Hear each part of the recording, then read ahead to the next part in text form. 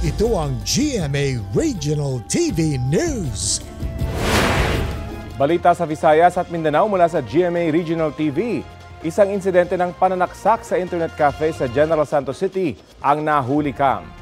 Cecil, sino-sino yung mga sangkot dyan? Rafi, parehong menor de edad ang sangkot sa insidente. Ang ugat umano, pambubuli. Yan at iba pang mainit na balita hatid ni Efren Mamak ng GMA Regional TV.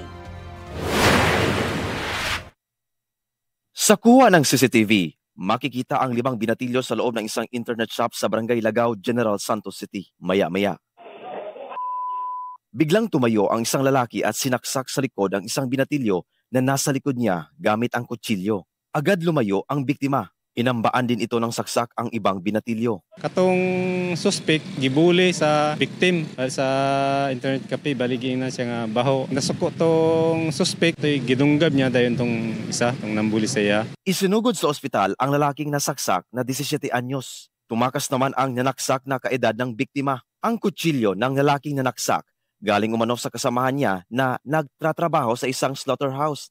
Kalaunan sumuko ang nanaksak na lalaki sa pulisya. Dahil menor de edad, dinala siya sa bahay pag-asa ng DSWD. Hindi na nagbigay ng pahayag ang may-ari ng internet shop na nangakong mas hihigpitan ang seguridad sa kanyang establishmento. Sinusubukan pang kunan ng pahayag ang pamilya ng lalaking nanaksak.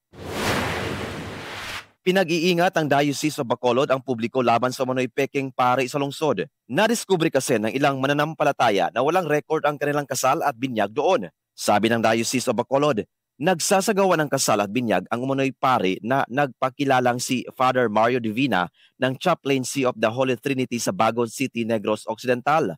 Ayon sa diocese, hindi raw ito sa ilalim ng Roman Catholic Church. Lang kadamos ang ka-confused na no for many years nga abi nila nagpabunyag sila sa Katoliko, no, abi nila naging kasal sila sa Katoliko. So, basically just to clarify once and for all, kung magpabunyag ka mo sa iya, hindi lang mo magpangita sa inyong record sa simbahan Katoliko. Nagpaalala naman ang diocese sa publiko na sa mga parokya at sa mga pari sa ilalim ng Catholic Church sila pumunta para sa blessing at pagbibigay ng mga sakramento gaya ng kasal at binyag. Patuloy namang nakikipag-ugnayan ang GMA Regional TV kay Divina tungkol sa issue. Efren Mamak ng GMA Regional TV, nagbabalita para sa GMA Integrated News.